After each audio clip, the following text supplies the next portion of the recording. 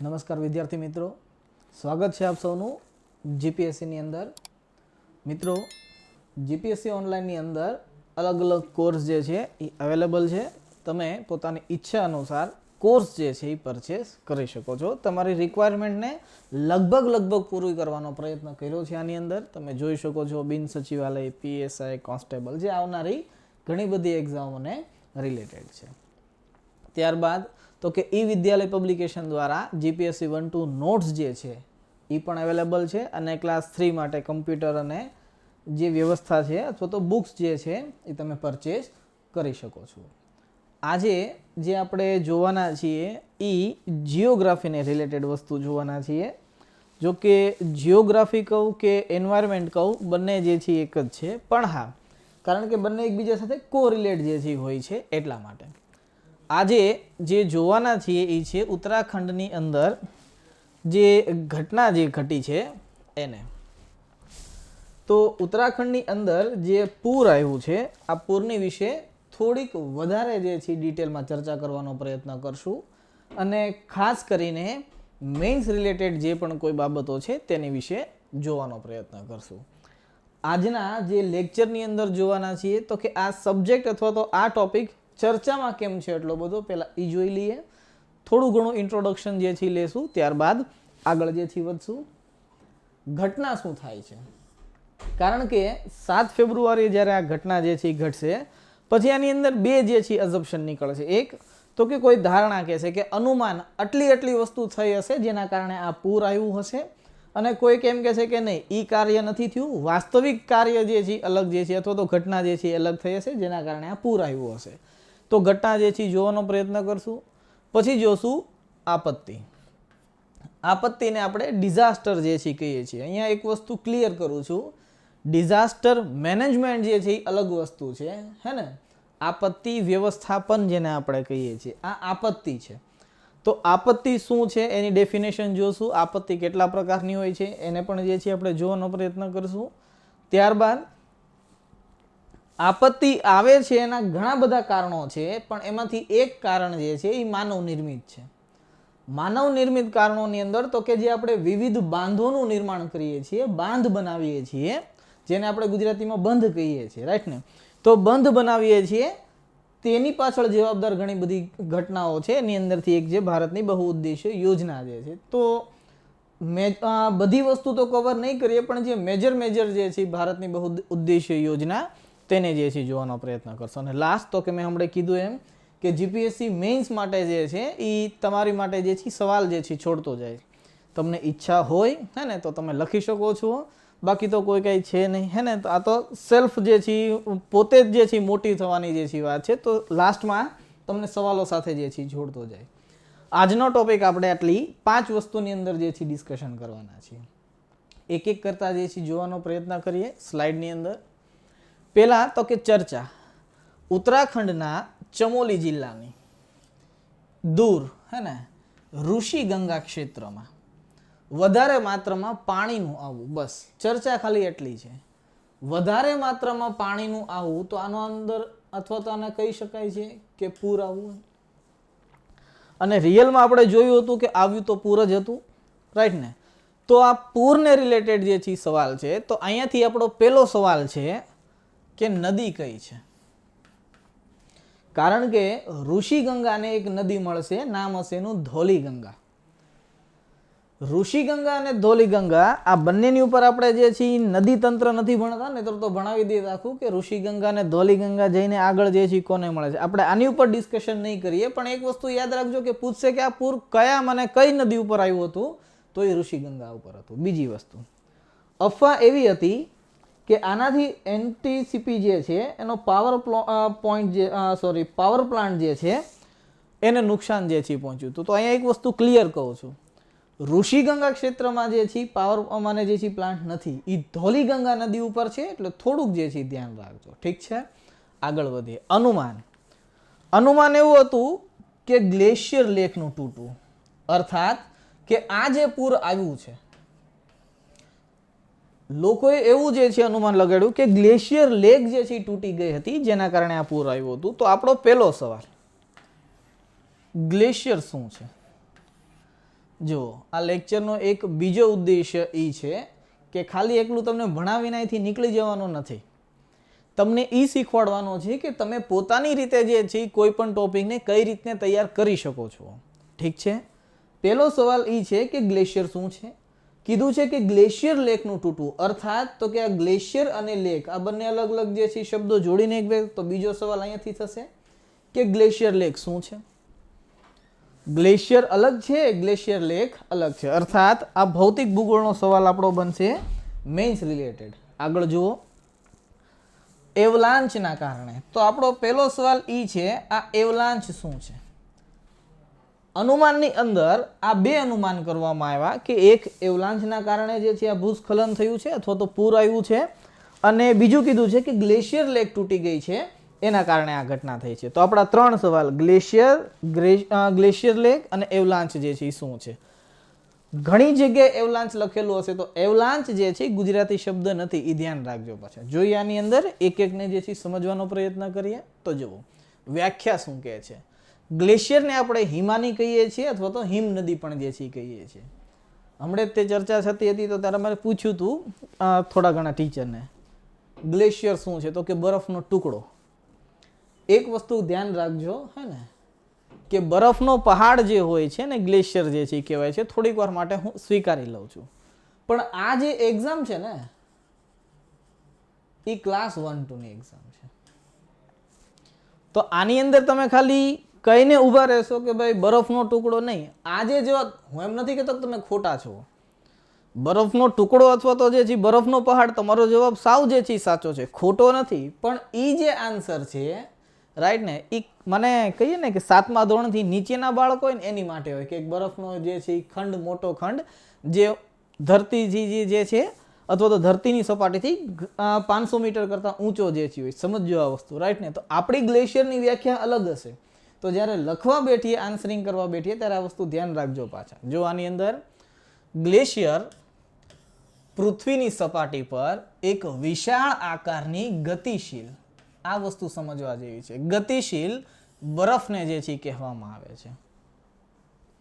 કોઈ પણ બરફ હશે, આપણે અત્યાર સુધી એવું લાગે છે અને હજી આપણે એવું સમજીએ જ છીએ કે હિમાલય છે એ એઝ ઇટ ઇઝ એના સ્થાન ઉપર ઉભેલો છે. એ વાત સાવ એટલે સાવ ખોટી છે અને ભૂવૈજ્ઞાનિકોએ આ વસ્તુ સાબિત કરેલી છે, સેટેલાઇટ દ્વારા તે અને મને ઘણા બધા સ્કેલ દ્વારા તે. કઈ રીતના? તો કે આજે આપણે જોઈએ છીએ કે હિમાલયનું નિર્માણ બે પ્લેટથી થયું છે. ટેક્ટોનિક સિદ્ધાંતની અંદર આપણે જોઈએ છીએ કે એક યુરેશિયન પ્લેટ છે અને એક એશિયન પ્લેટ છે. આ બંને પ્લેટ જે છે ભટકાય છે, જેના કારણે જે છે યુરેશિયન પ્લેટ જે છે એ એશિયન પ્લેટની નીચે જતી રહે છે અને એશિયન પ્લેટ જે છે એ ઉપર જે છે આવે. આ એશિયન પ્લેટનું ઉપર ઉઠવું એ જ હિમાલયનું નિર્માણ જે છે કરાવે છે. એટલા માટે હવે ભૂવિજ્ઞાનિકો એક એવી ધારણા જે છે કરે છે કે હિમાલય જેટલો ઉપર આપણને બતાય છે એટલો જ નીચે હોય. કારણ કે કોઈ પણ વસ્તુ એના બેઝ વગર જે છે જમીન ઉપર હશે નહીં. ફોર એક્ઝામ્પલ, માની લો આપણે 8 માળનું મકાન બનાવવું હોય છે, તો 8 માળનું મકાન જેટલું બનાવવું હશે, જમીનની અંદર પાયા તો એટલા નાખવા પડશે ને ઊંડા. જ્યાં સુધી આજે આ જ પેન્સિલને હું એમનેમ જે છે જમીન અહીંયા હાથ ઉપર મૂકી દઈશ તો ઊભી નહીં રહે, પણ જો એને અડધી જે છે અંદર જવા દઈને પછી રાખીશ તો એ ઊભી રહેશે. તો હિમાલયના નિર્માણની અંદર પ્રોસેસ જે છે એ ભૂવૈજ્ઞાનિકોનું આવું માનવું છે. રાઈટ ને? આવું જ છે, હું એવું જે છે નથી કહેતો. રાઈટ ને? હું ભૂવૈજ્ઞાનિક નથી એટલા માટે. તો જુઓ, એટલા માટે કહે છે કે આ એક ગતિશીલ પ્રક્રિયા છે. અર્થાત હિમાલય આજે પણ જે છે મોટો થાય છે.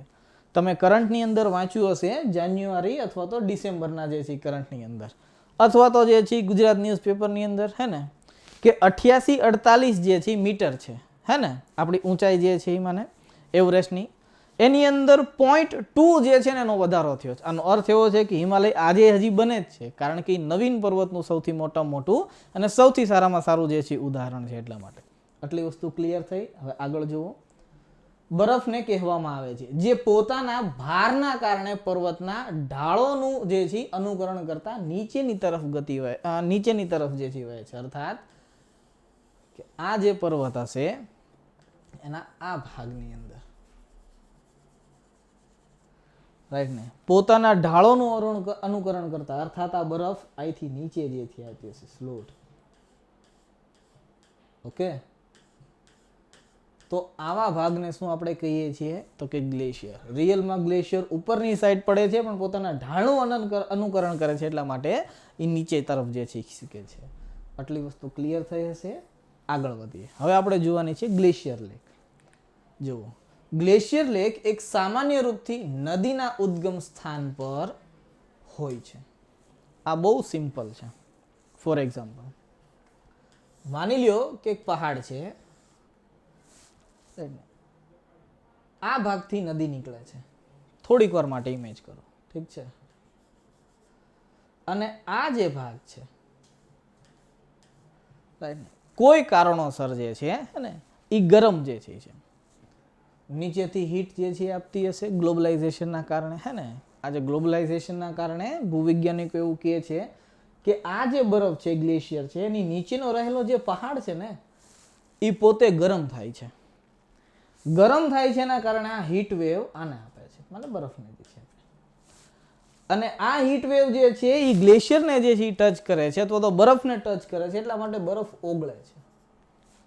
ઓગળે છે ને એના કારણે આ બરફ નીચેની તરફ જે છે ખસકે છે. તો હિમસ્ખલનનું એક રીઝન આ છે. તો સમજો આ વસ્તુને. હે ને, આગળ વધીએ થોડાક. તો હોય છે, પરંતુ તેનું નિર્માણ જમીન પર થાય છે. મેં પહેલા કીધું કે જમીન પર જ જે છે નિર્માણ થશે. હે ને, કારણ કે આ જે ભાગ છે એ તો જમીન ઉપર જ હશે ને, મને ખડક ઉપર જે છે હશે, એટલા માટે. આગળ જુઓ, જેના કારણે તેનો આકાર પણ બદલાય છે, સ્વાભાવિક વસ્તુ છે. અને તેમાં રહેલા બરફ પણ ઓગળે છે. કીધું હે ને કે જમીન ગરમ થશે તો કોને જે છે ઇફેક્ટ કરશે, જોશું હમણાંની પછીના વિડીયોની અંદર આગળ. ગ્લેશિયર નિર્માણના સમયે જમીનમાં ઘસારો થાય છે, જેના કારણે ખાડાનું નિર્માણ પણ જે છે થાય છે. અર્થાત શરૂઆતમાં એ ગ્લેશિયર આમ હશે અને ત્યારબાદ આખે આખો કટોરા ટાઈપ જે છે બની જશે. આગળ જુઓ, જ્યારે પીગળેલી બરફ, ક્યાંક ઓગળેલી લખેલી હશે, જ્યારે પીગળેલી બરફ આ ખાડામાં પડે છે ત્યારે ગ્લેશિયર ઝીલનું જે છે નિર્માણ થાય છે. અર્થાત પહેલા શરૂઆતમાં જ્યારે બરફ ઉપર હશે ત્યારે નીચેથી જે છે ઘસાઈ જે છે જતો હશે જમીન ઉપર. જેવા જે છે જમીનનો ઘસારો વધતો જશે અને ત્યારબાદ એ બરફ એ જમીન ઉપર અથવા તો ખાડામાં પડશે, ત્યાં ગ્લેશિયર ઝીલનું જે છે નિર્માણ થશે. ક્લિયર છે? લાસ્ટ જુઓ, થર્ડ, એવલાંચ. એવલાંચને કહેવામાં આવે છે હિમસ્ખલન. આ વસ્તુ ધ્યાન રાખજો.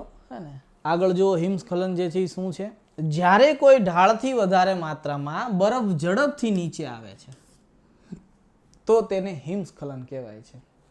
સાદી ભાષામાં બરફ જ્યારે નીચે આવે છે.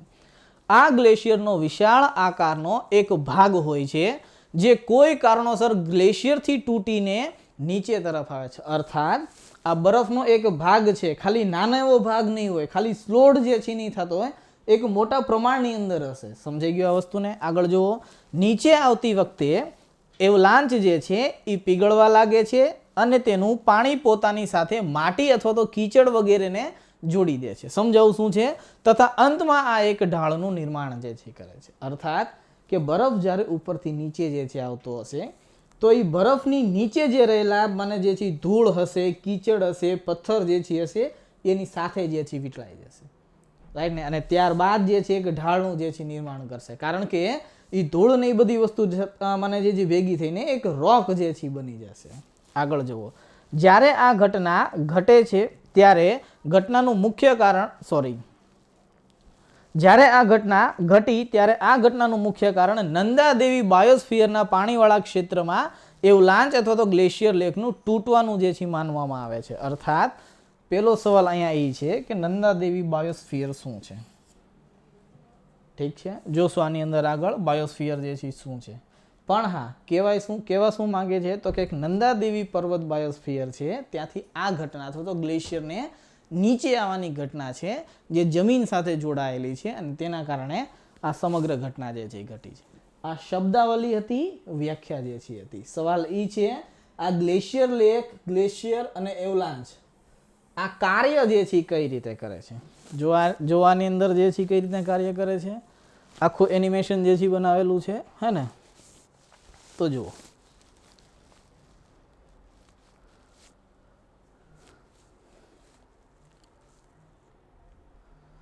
ગ્લેશિયર તમારી સામે છે, આ ભાગ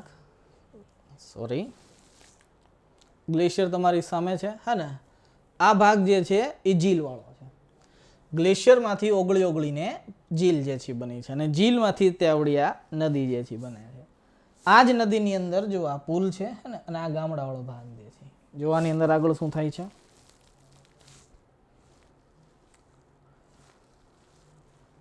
જો આ જે બરફવાળો ભાગ છે, રાઈટ ને, આ જ બરફવાળો ભાગ ગ્લેશિયરમાંથી નીચો જે છે આવશે. આને કહેવામાં આવે છે હિમસ્ખલન. હિમસ્ખલનના કારણે શું થશે તો કે આ બરફના ટુકડા જે છે એ આ ઝીલની અંદર જે છે આવશે. જો આમાં આગળ જો મને ઝીલ જે છે હળુહળુ કરતા મોટી જે છે થાય છે, રાઈટ ને.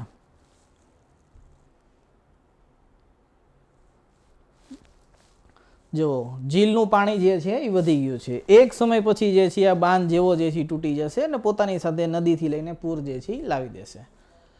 આ જ વ્યવસ્થા તો આ જ ઘટના ઘટી છે. ક્યાં ઘટી છે તો કે એ થઈ છે ચમોલીની અંદર. આપણો સવાલ ઈ છે આની અંદર, રાઈટ ને, કે આ જે ઘટના ઘટી છે એ રિયલમાં આ ઝીલના કારણે ઘટેલી છે કે આની પાછળ કોઈ બીજું કારણ જે છે જવાબદાર છે. પેલો સવાલ આ છે. અત્યારે તો અનુમાન જોયું ને, ખાલી મૂળ ઘટના શું છે એને જોવાનો પ્રયત્ન કરીએ અને થોડીક સમજવાનો જે છે પ્રયત્ન કરીએ. તો જુઓ ઘટના જે છે શું છે આની અંદર. પેલા તો કે લોકોએ અનુમાન લગાડ્યા, રાઈટ ને.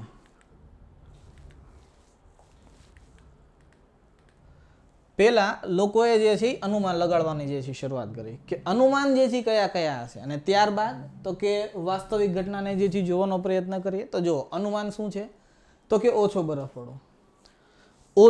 પડવાથી આ પૂર આવ્યું હતું અથવા તો આ ઘટના ઘટી હતી. પેલું સવાલ આવો છે. બીજું કહે છે કે નહીં, ભૂસ્ખલનના કારણે, જમીનની અંદર ભૂકંપના જે છે કારણે. ત્રીજું તો કે હિમસ્ખલનના કારણે. હવે હિમસ્ખલન શું છે એ જોઈ લીધું છે, એટલા માટે આને નહીં જોઈએ, આ બંનેને જે છે જોવાનો પ્રયત્ન કરશું.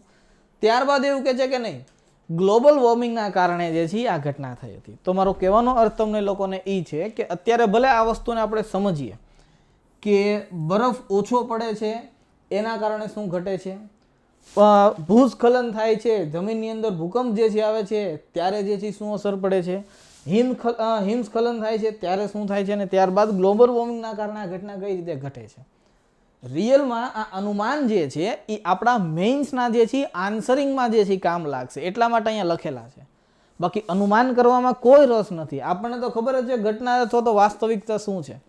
હું ધારું મને જે છે એવી ઈચ્છા થાય કે સર આ નથી ભણવું, અનુમાન જે છે નથી ભણવા, ડાયરેક્ટ વાસ્તવિકતા કહે તો વાસ્તવિકતા તો હમણાં જે છે પતાવી દઈશ, રાઈટ ને. વાસ્તવિકતા નહીં, અનુમાનને જે છે સમજો, કારણ કે આ જ અનુમાનથી આપણા જીપીએસસી મેઇન્સની અંદર જે ભૌતિક ભૂગોળને લઈને સવાલ પૂછશે, ખાસ કરીને આવી ઘટનાને લઈને, રાઈટ ને, તો તમને આન્સર કરવામાં જે છે મદદ કરશે. કારણ કે તમારે આન્સર પ્રૂફથી જે છે આપવો પડશે. પોતાના જે છે અઝમ્પશનથી જે છે નહીં આપી શકો આન્સર, નકર માર્ક વયા જશે, રાઈટ ને. જોવાની અંદર અનુમાન શું છે, નંદાદેવી બાયોસ્ફિયર મેં તમને કીધું હતું. આની અંદર બે વસ્તુ છે, એક છે નંદાદેવી રાષ્ટ્રીય ઉદ્યાન અને બીજું છે ફૂલોની ઘાટી રાષ્ટ્રીય ઉદ્યાન, જે વિશ્વ ધરોહરની અંદર સંમેલિત છે. આ ફૂલોની ઘાટી શું છે તો કે અમિતાભ બચ્ચનનું ગીત છે એનું રેખાનું, અને કે દેખા એક ખાબ તો એ સિલસિલો, એમાં જોજો દેખાડશે, અને રેખા જે છે દોડતી હોય એને અમિતાભ બચ્ચન, હા બસ, તો એ જ છે આખી ફૂલોની જે છે ઘાટી. ઠીક છે, આ વિશ્વ ધરોહરની અંદર છે. આ બંને જ્યારે ક્ષેત્ર ભેગા થાય ત્યારે નંદાદેવી બાયોસ્ફિયર બને છે. આપણો સવાલ એ છે બાયોસ્ફિયર શું છે. છઠ્ઠા ધોરણની NCERT વાંચશો ને તો બહુ સરસ રીતે ચિત્ર દોરેલું હશે.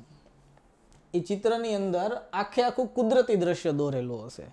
તમે નાના હશો છે ને, જ્યારે પહેલી વાર સ્કૂલની અંદર ચિત્ર જે છે એ સબ્જેક્ટ આવ્યો હશે ત્યારે આપણે બધા ખુશ થઈ ગયા હશું કે આ વખતે ચિત્ર આવ્યો છે.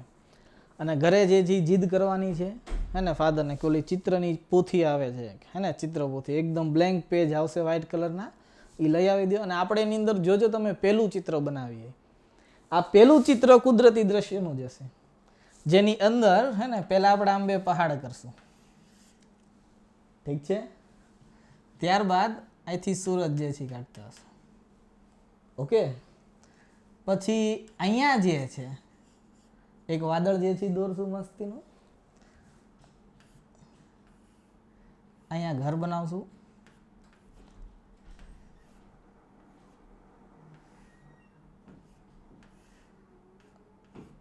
આવડતું નથી એને મૂંઝાતા નહીં, ઠીક છે.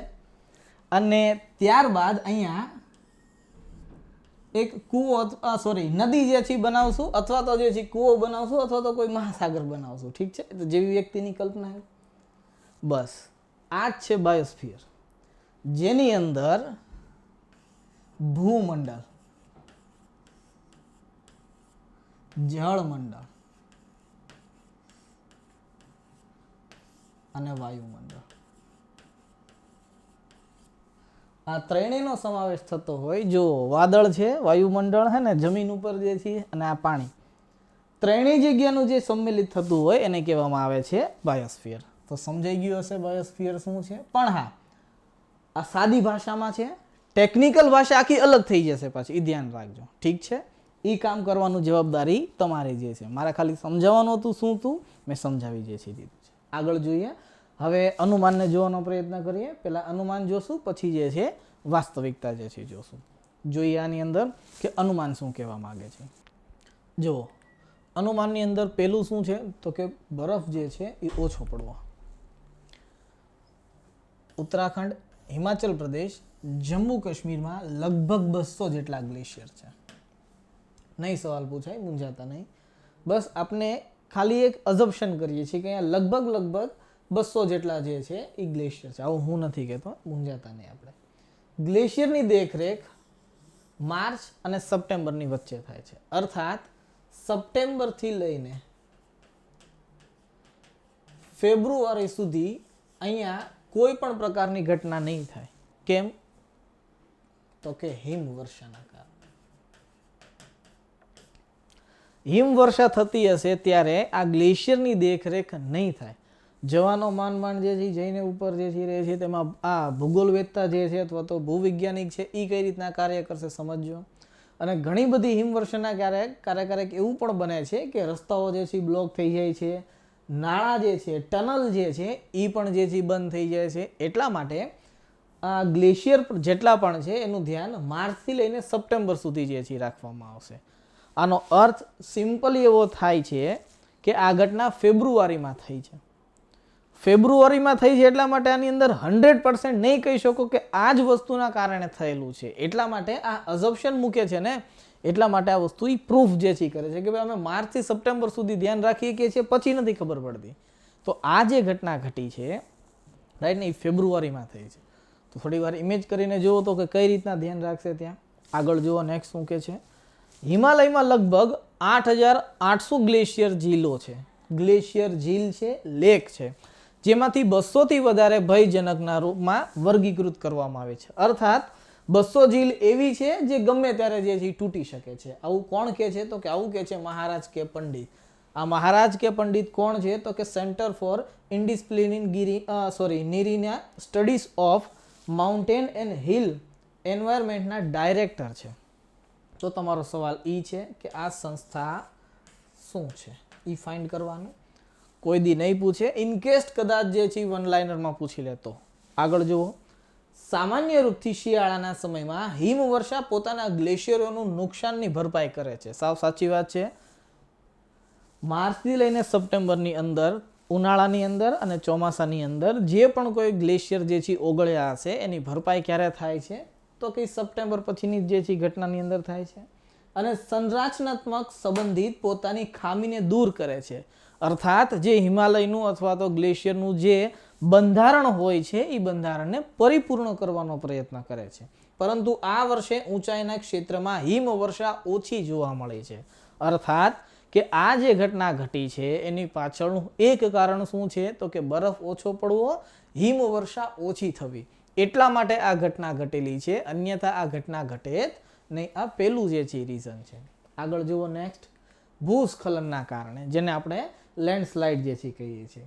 આ સામાન્ય રીતે માટી અથવા તો કાટમાળ કે ઢાળમાંથી પડવાવાળી જમીનના રૂપમાં પરિભાષિત છે. આપણે લેન્ડસ્લાઇડ એને જે છે કહીએ છીએ જે પહાડ ઉપરથી એક જમીનનો ટુકડો જે છે એ સરકતો હોવો નીચે જે છે આવે છે, જે ઘણીવાર ભૂકંપ, પૂર કે જ્વાળામુખીથી પણ થાય છે. અર્થાત કે ભૂકંપ બીજી જગ્યાએ થયો હોય તેની અસર જે છે પહાડોમાં પડ્યો અને ત્યાંથી એક ટુકડો નીચે આવ્યો હોય, અથવા તો જ્વાળામુખી જે છે એનું ઉદ્ગમ બીજી જગ્યાએ થયું હોય ને પહાડ જે છે નીચે આવ્યો અથવા તો લેન્ડસ્લાઇડ થયું હોય એની વાત કરે છે. પહેલી વાત. બીજી વાત, કદાચ કરંટ ભણતા હશો અથવા તો કરંટ વાંચતા હો તો શું ખ્યાલ હશે કે હમણે એક મિડલ ઇસ્ટની અંદર જે છે, મધ્ય એશિયાની અંદર જે છે, રાઈટ ને, એક ભૂકંપ આવેલો છે, બહુ મોટો ભૂકંપ આવેલો છે. તો તમારે લોકોને ફાઇન્ડ કરવાનું છે કે આ ભૂકંપથી કયા કયા ક્ષેત્ર જે છે પ્રભાવિત છે. પહેલી વસ્તુ. બીજી વસ્તુ, તમે આ વસ્તુ ન્યૂઝપેપરમાં પણ જે છે વાંચેલી હશે કે આ ભૂકંપના ઝટકા દિલ્હી સુધી જે છે આપણને જોવા મળે છે. જમ્મુ કાશ્મીરમાં તો આવશે તે, પણ દિલ્હી સુધી પણ જે છે પહોંચેલા છે. તો સવાલ છે કે શું ભૂકંપના કારણે આ ઘટના ઘટી છે કે નથી ઘટી? એકવાર બંનેની ડેટ મેચ કરશો ને તો ખબર પડી જશે કે થઈ છે કે નથી થઈ. આગળ જોઈએ. થોડાક લાંબા સમયથી વધારે પડતો વરસાદ થવાના કારણે ભૂસ્ખલન થાય છે, જે થોડા સમય માટે નદીના પ્રવાહને રોકે છે. અર્થાત કે માની લ્યો કોઈ મને આવી રીતના પહાડ જે છે એની ઉપર વરસાદ જે છે પડે છે, આના કારણે અહીંયા જે ભાગ છે જમીનનો એ પોલાણવાળો ભાગ હશે, પોચો જે છે ભાગ હશે. વરસાદના કારણે આ જમીન ઘસાય છે અને જેના કારણે લેન્ડ સ્લાઇડિંગ જે છે થાય છે. આ બીજું સેન્ટેન્સ કહેવા માંગે છે. નેક્સ્ટ જુઓ.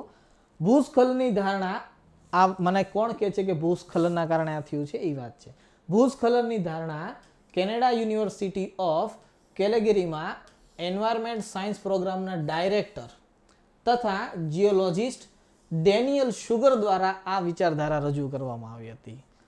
ડેનિયલ શુગરે આ ધારણા પ્લેનેટ્સ લેબના સેટેલાઇટ ઇમેજરી અભ્યાસ દ્વારા રજૂ કરી હતી. સેટેલાઇટ ઇમેજરી શું છે? ઉપરથી કોઈ સેટેલાઇટ જ્યારે જમીનનું જે વર્ગીકરણ કરશે અથવા તો જમીનના જે ફોટા પાડવામાં આવે છે એને કહેવામાં આવે છે સેટેલાઇટ ઇમેજરીની. જેવો શુગર પ્રથમ વ્યક્તિ હતા જેણે આ ઘટના સેટેલાઇટ ઇમેજરીના સબૂત રજૂ કર્યા હતા. અર્થાત વિશ્વની અંદર આ પહેલા વ્યક્તિ હતા જે આ ઘટના બાદ એણે આવામાંને જે છે સબૂત રજૂ કર્યા હતા. શુગર અનુસાર નીચાણવાળા ક્ષેત્રમાં, સાંભળજો સરખી રીતના, ઢાળ અથવા તો પૂરની સાથે ધૂળ તથા ભેજના વાદળ જોવા મળ્યા હતા. ધૂળ અને ભેજના વાદળ બંને જે છે નીચે વાદળ થતા હશે. વિડીયો એકવાર જોઈ લેજો એટલે સમજાઈ જશે. એની અંદર પણ દેખાડેલા છે, જેના પરથી સાબિત થાય છે કે ભૂસ્ખલન થયેલું હોવું જરૂરી છે. માને ભૂસ્ખલનના કારણે આ અવળી મોટી ઘટના થઈ હતી અને આનું સૌથી મોટું કારણ શું હતું? તો કે એક સેટેલાઇટમાંથી જોયેલું હતું અને બીજું વિડીયોની અંદર આપણે ધૂળ અને ભેજના જે છે વાદળ જોઈએ છીએ એના કારણે આ વસ્તુ પ્રૂફ થાય છે. સારી વાત છે. લેન્ડસ્લાઇડિંગ થયું હતું એના કારણે આ વસ્તુ થઈ. પણ સવાલ છે આ ઘટના જે ઘટી એ ફેબ્રુઆરીમાં ઘટી, રાઈટ ને? લેન્ડસ્લાઇડિંગ જે છે કાં તો ભૂકંપના કારણે થશે, પૂરના કારણે થશે, જ્વાળામુખીના કારણે થશે, તો વધુ પડતું વરસાદ પડતો હશે ને એના કારણે થશે. ભૂકંપ આવ્યો નહોતો, રાઈટ ને? પૂર આવી ગયું એ જોઈ લીધું આપણે. જ્વાળામુખીનું કાંઈ ઉદ્ગાર નથી થયો અને વરસાદ જે છે સૌથી વધારે પડ્યો નથી. તો આ જે પૂર આવ્યું છે, તો પૂર કેનાથી આવે છે? જમીનથી પૂર નથી આવતું. પૂર હંમેશા પાણીથી આવે છે, રાઈટ ને? તો શુગર સાહેબને હું એક સવાલ કરવા માંગુ છું કે જળાશયની આટલી મોટી રાશિ જે છે આવી ક્યાંથી? પહેલા કયો. પૂર તો ત્યારે જ આવશે ને જ્યારે પાણી હશે.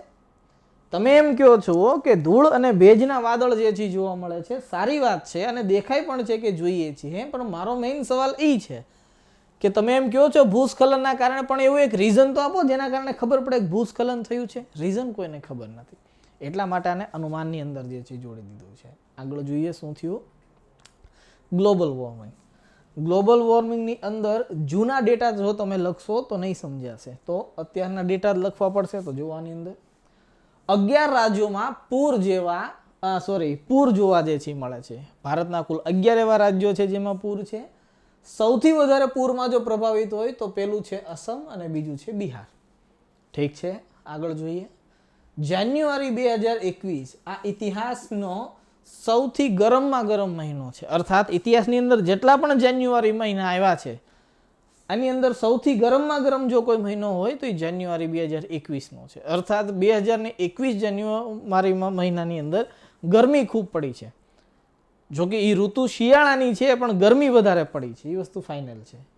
આવું કોણ કહે છે? તો કે NOAA. તમારું કામ છે ફાઇન્ડ કરવાનું. ઠીક છે, આગળ જુઓ, NOAA national centre for environmental information report 2021. હવે આ રિપોર્ટ કોણ બહાર પાડે છે તો ખબર પડી ગઈ, પણ સંસ્થા શું છે એ પહેલા ફાઇન્ડ કરવાની જવાબદારી તમારી રહેશે. આગળ જોઈએ, જાન્યુઆરીની સરેરાશ તાપમાન સદીના સરેરાશ તાપમાન કરતાં 0.8 ડિગ્રી સેલ્સિયસ વધારે છે. અર્થાત કે સામાન્ય રૂપથી જે તાપમાન હોવું જોઈએ જાન્યુઆરીનું, આ વખતેનું તાપમાન જે છે જાન્યુઆરી 2021નું તાપમાન એ 0.8 ડિગ્રી વધારે છે.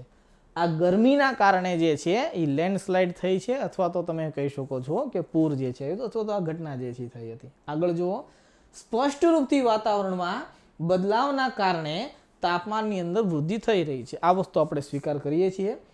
તાપમાન વધારાના કારણે પૂર આવે છે, અતિવૃષ્ટિ થાય છે, અનાવૃષ્ટિ થાય છે, ચક્રવાત થાય છે અને હીટ વેવ પણ જે છે આપણે જોવા મળે છે.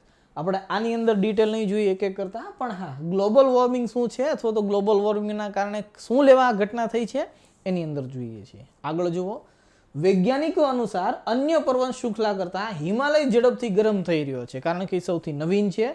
ઘસાશે પણ જે છે કારણ કે બીજા બધા જે છે એની પહેલાના જે છે ટર્શિયન યુગના હશે અથવા તો બીજી કોઈ યુગના હશે, રાઈટ ને, જ્યુરાસિક યુગના હશે. તો એ જે પહાડો છે એનું ઘસારો જે છે એ પૂરો થઈ ગયો છે, અથવા તો એ ઘસાઈ ગયા છે ને જેટલું ઘસાવો છે. જેમ કે અરાવલી પર્વતમાળા સૌથી જૂનામાં જૂની પર્વતમાળા આપણે કહીએ, રાઈટ ને, તો એક હદ સુધી જે છે ઘસાશે, પછી એની અંદર આટલો બધો ઘસારો નહીં જોવા મળે જેટલો હિમાલયનો થતો હશે. તો એક નવીન પર્વતમાળા છે તો ઘસારો પણ વધારે થશે. આગળ જુઓ, જેના કારણોમાં એક કારણ સ્થાનીય લોકોમાં ઘર બનાવવાની પારંપરિક લાકડું અને જે છે ચીકણી માટીના સ્થાને પથ્થરો અને જે છે સિમેન્ટના મકાન બનાવવાનું છે. હવે જો આ વસ્તુ સમજો, ખાસ કરીને ઉત્તરાખંડના સંદર્ભમાં. કદાચ તમને મેઇન્સનો સવાલ પૂછે કે આખા ભારતની અંદર ઉત્તરાખંડમાં જ સૌથી વધારે નદીમાં પૂર આવે છે, ચર્ચા કરો, અથવા તો આનું કારણ જે છે સમજાવો. તો ઘણા બધા કારણો છે ને, એક કારણ તમે લખી શકો છો. ઉત્તરાખંડની અંદર ખાસ કરીને ઉત્તરાખંડને ટાર્ગેટ કરીને કહું છું, ઉત્તરાખંડની અંદર જે શરૂઆતના લોકો જે હતા એ કાતોક જે છે કાચી માટીનું જે છે મકાન બનાવતા હતા, અથવા તો જે છે પોતાની સ્થાનીય વસ્તુથી જે છે મકાન બનાવતા હતા. ત્યાં વિકાસ જે છે, રાઈટ ને, એ પહોંચી ગયો છે ઉત્તરાખંડની અંદર જે છે. અર્થાત મને સસ્ટેનેબલ ડેવલપમેન્ટની વાત કરું છું, ઠીક છે. તો સસ્ટેનેબલ ડેવલપમેન્ટના કારણે ઘણી બધી વસ્તુની અંદર જે છે એ ચેન્જીસ જોવા મળ્યો છે. સતત વિકાસનો અર્થ જ તે જે છે એ આ થાય છે કે ખાલી એકલી ઉર્જા તરફ જ સસ્ટેનેબલ ડેવલપમેન્ટ નહીં, હે ને, જેટલી પણ વસ્તુ છે એન્વાયરમેન્ટની અંદર તેમાંને જે છે જવાનું, જીઓગ્રાફીની અંદર આ જેટલા પણ પાર્ટ છે બધાની અંદર સસ્ટેનેબલ ડેવલપમેન્ટની જે છે કરવાનું છે. તો લાકડાનો પ્રયોગ જે છે ઓછો થઈ ગયો છે. સારી વાત છે, લાકડાનો પ્રયોગ ઓછો થયો છે. કેમ?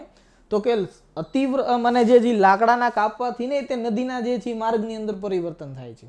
જંગલોનો જેવો નાશ થશે એમ નદીના વાલાની અંદર એ પરિવર્તન થાય. તો લાકડું જે કાપવું બંધ થયું છે એ વાત સારી છે, પણ આ પથ્થર અને સિમેન્ટનો પ્રયોગ જે છે વધી ગયો છે ને એ થોડુંક વધારે જે છે કેવરાવે છે. ઠીક છે, આટલી વસ્તુ ગ્લોબલ વોર્મિંગની રિલેટેડ છે. અને લાસ્ટ, તમે જો મેઇન્સની અંદર આન્સરિંગ કરવા બેઠા હોય ગ્લોબલ વોર્મિંગના કારણે, તો આ 5 વસ્તુ જે છે લખી નાખજો કે 2020ની અંદર 5 માને જે છે ચક્રવાત આવેલા છે. અમ્ફાન છે, નિસર્ગ, ગતિ, નિવાર અને બુર્વી જે છે એ બંગાળની ખાડીમાં અરબ સાગરની અંદર ત્યાંથી અહીંયાથી ફાઇન્ડ કરવાનું છે કયા કયા રાજ્યોને જે છે એ પ્રભાવિત કરતું હતું. 2 વસ્તુ ખાલી કહું છું. પૂછે સૌથી વધારે તબાહી મચાવનાર કોણ હતું, તો એ અમ્ફાન જે છે હતું. અને પૂછે સૌથી ઓછી નુકસાની કરનારું જે છે કોણ હતું, તો એ બુર્વી જે છે. મને ક્રમબદ્ધની અંદર જે છે લખેલા છે, સૌથી વધારેથી લઈને સૌથી ઓછું સુધી. આ કામ તમારે જે છે કરવાનું રહેશે. આટલી વસ્તુ જે છે ક્લિયર થઈ. હવે જુઓ, વાસ્તવિકતા જે છે એ શું છે. વાસ્તવિકતા સમજાવું છું એ પહેલાં એક વસ્તુ ખાસ, તમને આ લેક્ચર જે મને લઈએ છીએ હે ને, તો એનું મેઇન રીઝન જે છે એ જ છે કે તમે જાતે જે છે મહેનત કરતા શીખો. બધી વસ્તુ હું તૈયાર કરીને પીપીટી સ્લાઇડની અંદર જે છે આપતો જઈશ ને, તો પછી એવું થશે કે તમે બધી વસ્તુ બસ ખાલી એકલું જે છે ને રટ્ટા મારી લેશો. સમજજો, હું તમને અત્યારે અહીંયા કહું છું કે થોડીક વસ્તુ ફાઇન્ડ કરજો એમ. તો ફાઇન્ડ કરવા અથવા તો એ વસ્તુ મને શોધવાનો જે છે અર્થ શું થશે સમજાય છે. એ વસ્તુ તમે ફાઇન્ડ કરશો ને એટલે તમે જે છે ને જાતે ફાઇન્ડ કરો છો. તમે જેવું જાતે ફાઇન્ડ કરવાનું શરૂ કરશો ને, તમને નવી નવી વસ્તુ જે છે જાણવા મળશે. તમે એક બીજી વસ્તુને અથવા તો એકબીજાવાલાને જે છે કોરિલેટ જે છે કરતા જશો. મેઇન ઉદ્દેશ્ય એ જ છે.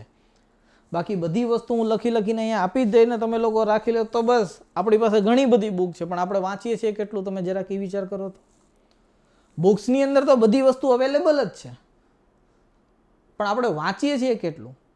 રાઈટ ને? એટલા માટે એક મને પ્રયત્ન કરીએ છીએ નાનો એવો કે તમે સાથોસાથ જે છે એ સ્ટડી જે છે કરતા જાઓ. મને ટોપિક લખો એની સાથે આ બધી વસ્તુ જોડતા જે છે જાઓ. એટલા માટે હું મારા દરેક લેક્ચરની અંદર કહું, રાઈટ ને, કે નોટ અને પેન લઈને જે છે બેઠજો. કારણ કે અમુક વસ્તુ ન ખબર હોય એની વસ્તુ નોટ ડાઉન જે છે કરતા જતો. અમુક વસ્તુ હું અહીંથી ક્વેશ્ચન કરું તો તમે એ વસ્તુ ફાઇન્ડ જે છે કરતા જજો. થોડીક આ વસ્તુનું ધ્યાન જે છે રાખજો. આગળ તો કે અનુચ્છેદ 19 હે ને. ચલો આગળ વધીએ. વાસ્તવિક કારણ શું છે તો જુઓ. Vadiya institute of Himalayan geology, જેને વિગ જે છે કહેવામાં આવે છે, એના ડાયરેક્ટર છે, નામ છે એનું કલાનંદ સેન. તો આપણો પહેલો સવાલ એ છે, જો કે હું આગળ કહીશ, કે ફાઇન્ડ કરો આ સંસ્થા શું છે અને આ સંસ્થાનું કામ શું છે. મેં અહીંયા યર ને એવું તો કાંઈ નથી લખેલું, બસ એનું કાર્ય જે છે કાર્ય પણ નથી લખેલું. એ સંસ્થાની જે છે મેઇન ઉદ્દેશ્ય શું છે એ જે છે લખેલો છે. સમજાય છે? જીઓગ્રાફીને લઈને ખાસ કરીને હિમાલયને રિલેટેડ જે પણ કોઈ બાબત હશે ને એ આ સંસ્થા નક્કી કરશે કે હિમાલયની અંદર શું કયા પરિવર્તન થયા છે, શું નથી થયા. રાઈટ ને? આગળ જુઓ. Vadiya institute of Himalayan geology શું છે? દેહરાદૂનમાં સ્થિત આ ભારત સરકારના વિજ્ઞાન અને ટેકનોલોજી વિભાગનું એક સ્વતંત્ર શોધ સંસ્થા છે.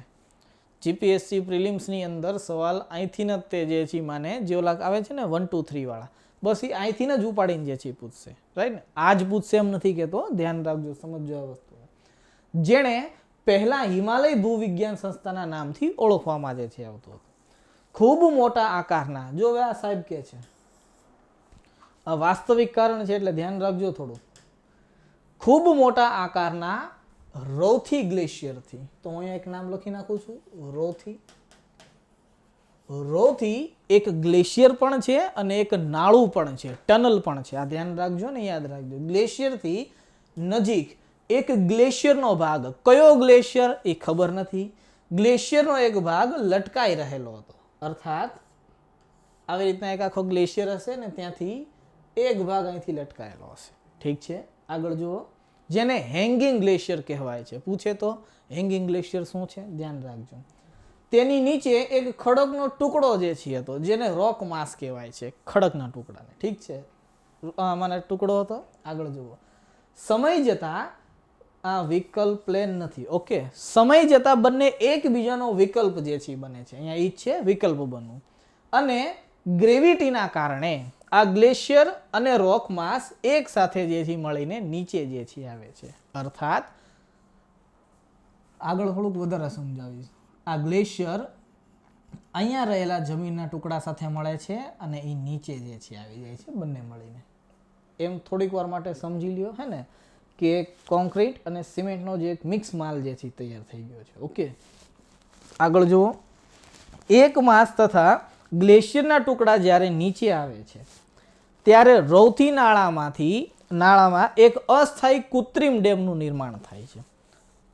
આ બંને જ્યારે ગ્લેશિયરથી અથવા તો ઉપરથી જ્યારે નીચા જે છે આવે છે, જ્યાંથી નદીનો જે છે પ્રવાહ જતો હોય છે, ત્યાં એક મને જે છે કૃત્રિમ ડેમ બનાવી દે છે. સમજાવીશ શું છે કૃત્રિમ ડેમ. આગળ જે છે જુઓ. માટી, બરફ, ગ્લેશિયરના ટુકડા તથા રોક માસે આ નાળાનું મોઢું જે હતું એ બંધ કરી દીધું હતું, જેના કારણે વિશાળ માત્રામાં પાણી ભેગું થયું હતું અને એક અચાનક આ કૃત્રિમ ડેમ તૂટી જાય છે, એવું કલાનંદ સેન કહે છે. આ જ ડેમ તૂટી જાય છે જેના કારણે ઉત્તરાખંડની અંદર ચમોલીમાં અવળી મોટી ત્રાસદી અથવા તો ઘટના જે છે ઘટે છે. આ છે ઉત્તરાખંડનું વાસ્તવિક કારણ. આ હું નથી કહેતો, કલાનંદ સેન કહે છે. હવે જોઈએ કલાનંદ સેને જે કીધેલું છે એ બરાબર છે કે નહીં. રાઈટ ને? મેપ દ્વારા સમજવાનો જે છે પ્રયત્ન કરશું. જુઓ, સેન સાહેબ એવું કહે છે કે તમે મેપ જોઈ રહ્યા છો અને આની અંદર આ જે ભાગ છે એ ઉત્તરાખંડ વાળો ભાગ છે. ઠીક છે? જુઓ, સેન સાહેબનું એવું માનવું છે, પહેલાં તો તમારે જોવું પડશે કે જિયોગ્રાફિકલ સ્ટ્રક્ચર શું છે, નહીતર સમજાશે નહીં. આની અંદર આ ઉત્તરાખંડ વાળો ભાગ છે અને આ નંદા દેવી નેશનલ પાર્ક છે. હમણાં આપણે થોડીક વાર પહેલાં જે છે એ આખો નંદાદેવી પર્વતવાળો જે છે ભાગ જે છે સમજ્યા છીએ કે શું છે જીઓબાયોલ મને જીઓસ્ફિયર જે છે શું છે આપણે એ વસ્તુ સમજ્યા છીએ. જો આની અંદર આગળ ઘટના શું થાય છે તો કે આ જે નંદાદેવી પર્વતવાળો ભાગ છે રાઈટ ને, ત્યાંથી એક નદી જે છે નીકળવાની છે રાઈટ ને. હવે જુઓ થોડીક વાર માટે અને યુઝ કરીએ છીએ અને સોરી જો આ જે છે હે ને એ ધૌલીગંગા નદી છે અને આ જે ભાગ છે એ ઋષિગંગા નદી છે. પહેલી વસ્તુ આ જે આખો ભાગ છે હે ને આટલો ભાગ એ ઋષિગંગા નદી છે આખી. પણ એવું કહેવાય છે સેન સાહેબ એવું કહે છે કે અહીંયાથી પર્વત જે છે આવ્યો છે અને આ જે છે અને રોથી નાળું જે છે કહેવામાં આવે છે. જો અહીંયા ટર્ન થાય છે ને ત્યાં સુધી અહીંયાથી લઈને અહીંયા સુધીનો જે ભાગ છે રોથી નાળાવાળો ભાગ છે આખો. હવે આની અંદર કઈ જગ્યાએ મને જે છે બ્લોક થઈ ગયો ને નથી ખબર, બરાબર છે. સમજો આની અંદર થોડુંક આગળ જે છે શું છે તો જુઓ થોડુંક ઝૂમ થતા અને હા આ વસ્તુ જે છે જાતે જે છે કરેલી છે હે ને, એટલે આ પાછા કોઈ બીજી જગ્યાએ તમને જોવા મળશે ને એટલે ધ્યાન રાખજો પાછા. ઠીક છે, ચલો આગળ જુઓ.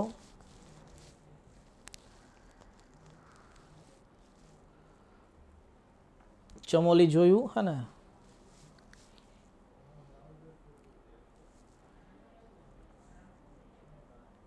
ઋષિગંગા રિવર છે, આ પુલ છે હે ને, અને તમે જે વિડીયો જુઓ છો એ આ જ ભાગ તૂટી ગયેલો છે આખો. ઓકે, હવે જો અહીંયા લખ્યું રવથી હે ને, તો જુઓ આવડું આખું નાળું છે એ ફરીને જે છે આવશે. જો આ ભાગ જે છે એ ફરે છે આખો હે ને. આ નદી છે ઋષિગંગા નદીનો પ્રવાહ છે, ધ્યાન રાખજો પાછા. યસ, હવે જુઓ થોડુંક ફેરવશે હમણે અને એટલે દેખાડી દઉં આખું 3D કરી નાખ્યું છે. હવે જુઓ અહીંયા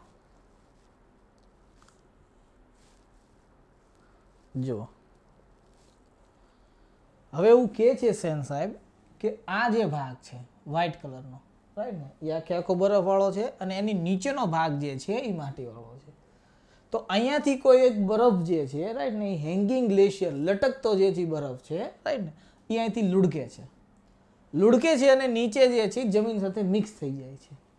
તો આ જે નદીનો પ્રવાહ જે છે ને એ પ્રવાહની અંદર જે છે એ ઊભું રાખી દે છે. જો આ ભાગને એક જ મિનિટ, આ જે ભાગ છે રાઈટ ને આ નાળું જે છે એ નાળું બ્લોક કરી દે છે અને એક કૃત્રિમ ડેમ બની જાય છે. ઘટના એવી ઘટે છે કે આ જે ઋષિગંગા વાળું પાણી જે છે એ બધું અહીંયા જે છે ભેગું થઈ જાય છે. એક સમય પછી કોઈ એવી ઘટના થશે જેના કારણે નાળું બ્લોક થઈ જશે ને એ બધી વસ્તુ લઈને જે છે આવતું રહેશે. તો જો અહીંયા પાણી ફરતું જે છે આવશે અને લાસ્ટમાં જે છે માને જે પુલ જે છે હે ને એને ઉડાડી દેશે આખો અને આ પુલથી લગભગ 30 જેટલા ગામડા જે છે ઉત્તરાખંડના એ મને અવર જવર કરતા હોય છે એ આખો જે છે એ બંધ થઈ જાય છે. અત્યારે સરકાર જે છે એની અંદર કાર્યરત છે અને જે ઓલો વિડીયો બનાવે છે રાઈટ ને એ આવડા પુલ જે છે ને એ વ્યક્તિ અહીંયા જે છે ઊભું હોય છે. ઓકે, ત્યાંથી જે છે નદી આગળ આવે છે અને લાસ્ટમાં આવડા જે પુલ છે આ પુલ જે છે એ બ્રેક કરી નાખે છે. આ વાસ્તવિક ઘટના છે આખી જે છે રાઈટ ને. અનુમાનની અંદર જે પણ કોઈ હોય આગળ હવે જોવાનો પ્રયત્ન કરીએ હે ને. આપત્તિ ડિઝાસ્ટર શું છે હવે એને સમજવાનો પ્રયત્ન કરીએ. ઘટના કઈ રીતના ઘટે છે એ જોઈ લીધું આપણે. જુઓ આપત્તિની ડેફિનેશન તો કે આ સામાન્ય રૂપથી અપેક્ષા વગરની ઘટના હોય છે. આ જે ડેફિનેશન લખેલી છે રાઈટ ને એ મને NCERT જે છે 11મું મને જે છે એ સ્ટાન્ડર્ડ છે એની અંદર જોઈ લેજો. ભૌતિક ભૂગોળ આપેલું છે એની અંદર બોક્સમાં આપેલી છે. ઠીક છે, તો હુબહુ છે. તો કે આ સામાન્ય રૂપથી અપેક્ષા વગરની ઘટના હોય છે જે માનવ નિયંત્રણની બહાર હોય છે. આ જે પણ કોઈ ઘટના ઘટે એની ઉપર માનવ નિયંત્રણ કરી શકશે નહીં. હા, અહીંયાથી કદાચ એ સવાલ પૂછવો હોય તો પૂછી શકે કે NTPCનો કયો મને પાવર પ્રોજેક્ટ ચાલે છે. એક વસ્તુ યાદ રાખજો, NTPC જે છે એનો પાવર પ્રોજેક્ટ જે છે હાઇડ્રો પાવર પ્રોજેક્ટ જે છે એ ઋષિગંગા ઉપર નથી, ધૌલીગંગા ઉપર છે. એ ધ્યાન રાખજો પાછા. ઠીક છે, તો આ બધી મને આ બંને વાત કન્ફ્યુઝન જે છે ઊભી ન કરે એનું ધ્યાન રાખજો. આ ઘટના થોડાક સમયમાં અને ચેતવણી વગર થાય છે. જોઈ લીધું કઈ રીતના થઈ. સવારમાં 10 વાગે થઈ હતી જેના કારણે માનવ જીવન અસ્તવ્યસ્ત થાય છે અને મોટા પ્રમાણમાં જાનહાનિ જે છે થાય છે. આપત્તિની આ સિમ્પલ જે છે ડેફિનેશન હોય છે. આપત્તિના પ્રકાર કેટલા કેટલા હોય છે, ડિઝાસ્ટરના પ્રકાર કેટલા કેટલા, તો કે બે હોય છે. એક હોય છે કુદરતી અને એક હોય છે માનવ નિર્મિત. કુદરતીની અંદર વાતાવરણીય આપત્તિ જેમ કે ચક્રવાત, દુષ્કાળ કે પૂર, આ વાતાવરણીય આપત્તિ છે. જીવજંતુ જે છે એની આપત્તિ તો કે પ્લેગ અને તીડ. કદાચ લોકડાઉનમાં તમે લોકોએ જે સમાચાર જોયા હશે તો પાકિસ્તાનથી કંઈક તીડડા જે છે આવતા હતા. ઠીક છે. આગળ જોવાની અંદર ભૂ સંચાલિત આપત્તિ, ધરતીકંપ અથવા તો જ્વાળામુખી જેને કહીએ છીએ. પછી છે સ્થાનિક આપત્તિ, હિમવર્ષા, જંગલમાં આગ. હિમવર્ષા અને જંગલમાં આગ લગભગ ઉત્તરાખંડ, હિમાચલ પ્રદેશ ને આ વાળા ભાગમાં છે. મને જે પહાડી રાજ્યો છે એની અંદર થોડુંક વધારે થાય છે, રાઈટ ને. આગળ જુઓ માનવ સર્જિત આપત્તિ તો કે યુદ્ધ છે, આતંકવાદ, નદી પર બાંધ જે છે, પરમાણુ વિસ્ફોટ વગેરે. આ બધાથી જે આપત્તિ આવે છે એ માનવ દ્વારા નિર્મિત હોય છે. હવે આપત્તિ એટલા માટે જે ભણીએ છીએ કારણ કે આપત્તિ થઈ, ડિઝાસ્ટર થયું, ઠીક છે. બીજી વસ્તુ આનાથી થયું શું છે તો કે એક તો આપણી જે બહુ ઉદ્દેશ્ય યોજના જે હોય છે, રાઈટ ને, એની અંદર થોડો ઘણો જે છે કંઈ ચેન્જીસ કરવાની જરૂર છે. આપણે એને જોવાનો જે છે પ્રયત્ન કરશું. નદી પર બાંધ જે છે એ તૂટી ગયેલો છે, તો આપણો જે મને હવે પછીનો જે છે કાર્ય હશે અથવા તો ભણવાનું જે હશે એ આ જ બાબતને રિલેટેડ હશે. તો જોવાની અંદર ભારતની બહુ ઉદ્દેશ્ય યોજના જે છે, કારણ કે હવે આપણે આની અંદર ચેન્જીસ લાવવાની જરૂર છે. ચેન્જીસ એટલા માટે જે છે કહું છું કે અમેરિકાની અંદર લગભગ 90% જેટલા પણ બાંધ બનેલા છે, જેટલા પણ બાંધ, સમજો આ વસ્તુ, 90% જે બાંધ છે અમેરિકાના, આની અંદરથી આખા અમેરિકાને માત્ર 7 થી 8% વીજળી મળે છે. થોડીક વાર માટે ઇમેજ કરીને જુઓ કે અમેરિકાના અવડો મોટો વિકસિત દેશ એના 90% બાંધમાંથી ખાલી એને આખા અમેરિકાની 8 થી 10% અથવા તો જે છે 8 થી 10% કરતાં ઓછી જે છે વીજળી ઉત્પન્ન થાય. તો આપણે જ્યારે બહુ ઉદ્દેશ્ય યોજના બનાવવાનો પ્રયત્ન કરીએ છીએ ત્યારે કોઈ નદીના પ્રવાહને રોકીને બાંધ બનાવે છે ને ત્યારબાદ જે છે એમાં હાઇડ્રો પાવરથી જે છે યોજના જે છે શરૂ કરીએ છીએ. તો સવાલ એ છે કે શું એ હાઇડ્રો જે છે યોજના જે છે પાવર પ્લાન્ટની યોજના છે એ ઇમ્પોર્ટન્ટ હોય છે, જે ઓલા વિસ્થાપિત થયેલા લોકો છે ઇમ્પોર્ટન્ટ એ હોય છે. આજે મેઘા પાટકર જે છે આપણે કહીએ છીએ, તો મેઘા પાટીકર જેને આપણે કહીએ છીએ, તો શું એ જે આંદોલન ચલાવે છે એ રિયલમાં ઇમ્પોર્ટન્ટ છે, સરકારે એની ઉપર ધ્યાન દેવું જોઈએ કે ન દેવું જોઈએ, આ એક ચર્ચાનો વિષય છે. સમજો આ વસ્તુને. મેઇન્સના સવાલ અહીંયાથી આવશે, રાઈટ ને. પણ હા, આપણે ભણવાનું છે આજે થોડુંક PT oriented. Okay, mains oriented જે પણ કોઈ બાબતો હતી એ પૂરી થઈ ગઈ. હવે પીટી ઓરિએન્ટેડ શરૂ કરીએ. લાસ્ટમાં પાછા મેઇન્સના સવાલ હશે. તો જુઓ, બહુ ઉદ્દેશ્ય યોજના હોય છે તેનો મૂળ ઉદ્દેશ્ય શું હોય છે બનાવવાનો જે છે, તો કે એક પીવાલાયક પાણી અને સિંચાઈ જે છે પૂરી થઈ શકે. બીજું તો કે જળ વિદ્યુત ઉત્પાદન જે છે થઈ શકે. સૌથી વધારે જો નદી યોજના અથવા તો બહુ ઉદ્દેશ્ય યોજના હશે ભારતમાં, લગભગ 90% એનો આ મૂળ ઉદ્દેશ્ય આ બે હશે. પછીના જે ઉદ્દેશ્ય હશે ને એ ગૌણ હશે. સમજો વસ્તુ, એવું નહીં હોય કે એનાથી કંઈ લાભ નહીં થાય, લાભ તો એનાથી નહીં થશે, પણ હા આ લાભ જે છે એ ઓછો થાય છે અને પ્રમાણમાં નુકસાન જે છે વધારે થાય છે. તો થોડુંક અહીંયા જે છે આપણે ચેતવાનું છે.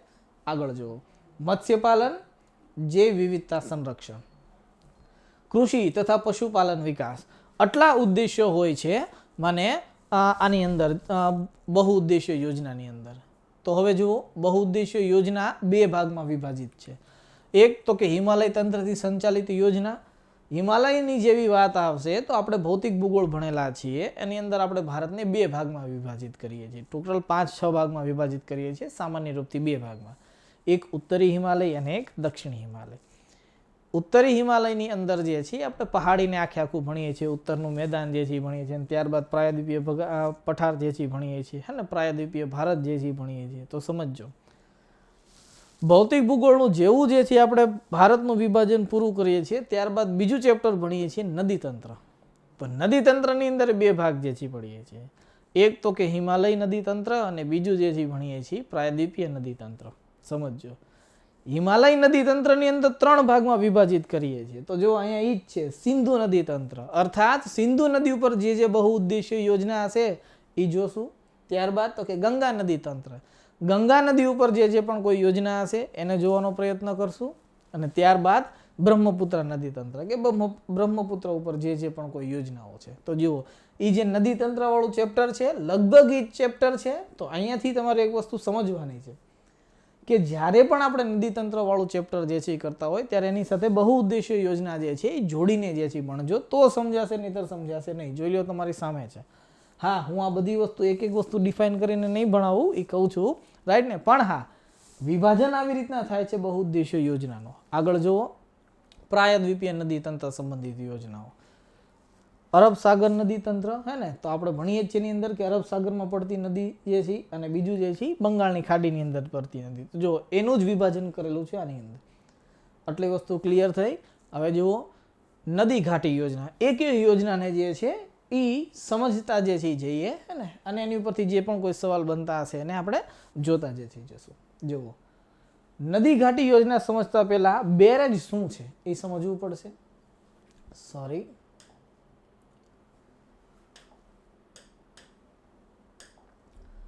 તો બેરેજ શું છે પહેલા એ સમજવું પડશે. અને તમારા લોકો માટે એક સવાલ, ગુજરાતમાં બેરેજ ક્યાં છે હે ને, કેટલા બેરેજ છે ફાઇન્ડ કરવાની જવાબદારી તમારી. તો જુઓ, અને બીજું છે ડેમ શું છે હે ને, બંધ શું છે આપણે એને સમજીએ. તો જુઓ બેરેજ શું છે, આ નદીની સંપૂર્ણ લંબાઈની વચ્ચોવચ બનાવવામાં આવે છે. આ ખાસ ધ્યાન રાખજો.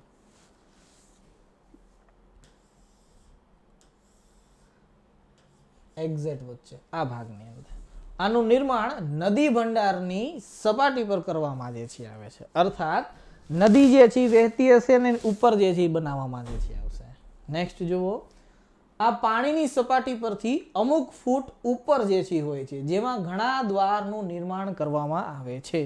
અર્થાત પાણી જે છે જતું હશે ને એની ઉપર હશે, વચ્ચે સ્પેસ જે છે એ હશે. સમજો આવશો, રાઈટ ને. બંધ નહીં કરી દે.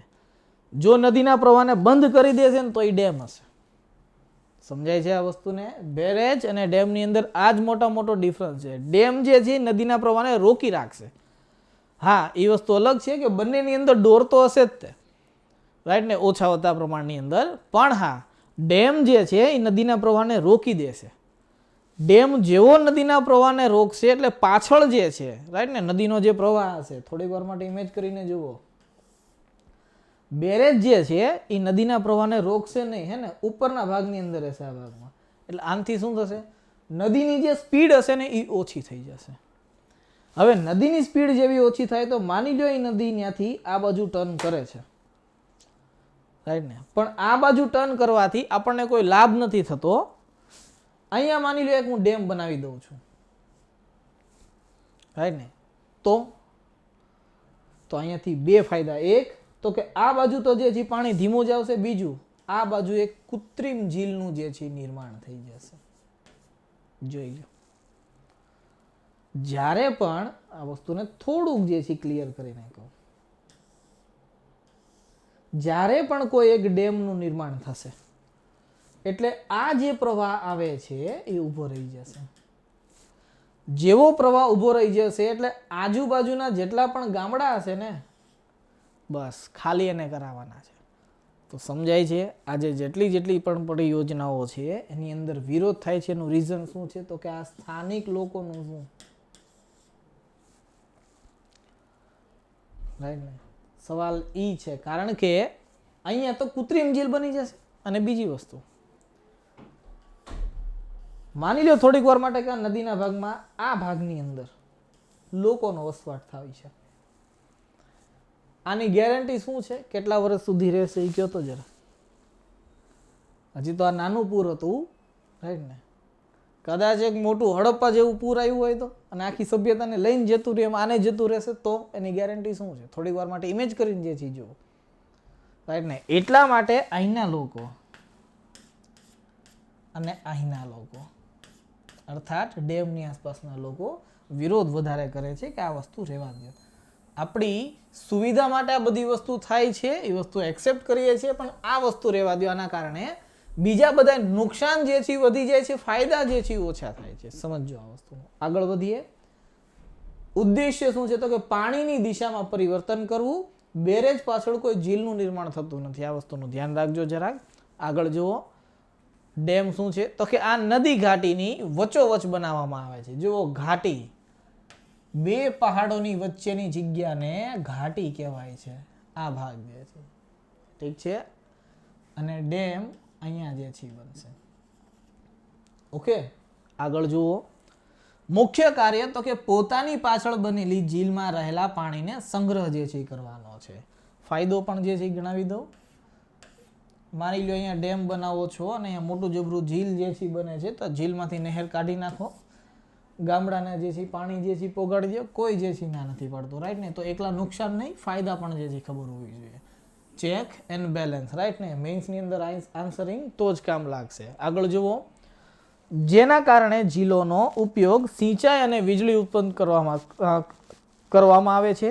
પૂરને નિયંત્રિત કરવામાં આ મદદરૂપ જે છે થાય છે, ઠીક છે. બંને માનવ નિર્મિત રચના છે જે નદીના પાણીને નિયંત્રિત કરીને નહેર તરફ વાળે છે અને વીજળી ઉત્પન્ન કરવાના ઉદ્દેશ્યથી જે છે બનાવવામાં આવે છે. ડેમ અને બેરેજનું નિર્માણ. ક્લિયર છે એટલી વસ્તુ. આગળ લાસ્ટ.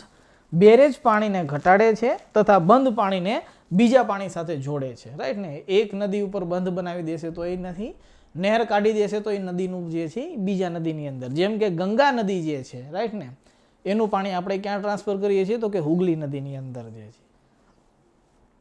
આ છે મને નદી ઘાટી યોજનાની વિશેષતા. હવે જુઓ, આપણે ડેમ તૂટી ગયા છે તો થોડાક ડેમ જોઈ લઈએ. પહેલા સલાલ પ્રોજેક્ટ, ભાખડા નાંગલ, ટિહરી અને નરોરા, 4 ડેમ છે. હવે જુઓ, ફાઇન્ડ કરવાની જવાબદારી તમારી છે ને, બધું હું જે છે નહીં કહું, હું ખાલી સવાલ બનાવીશ. ઇમેજ કરો થોડીક વાર માટે, ને યુપીએસસી હોય કે જીપીએસસી હોય, હું 4 નામ લખી નાખીશ આવી રીતના.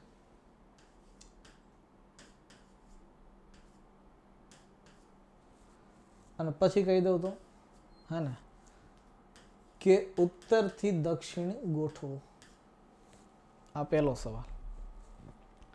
આ નો હોય તો પછી કોમન સવાલ પૂછીએ હવે, હે ને. ભાખડા નાંગલ, જો કે બધાને ખબર જ છે કઈ નદીના કિનારે છે અથવા તો કયા નદી પર બાંધેલો છે, ઠીક છે.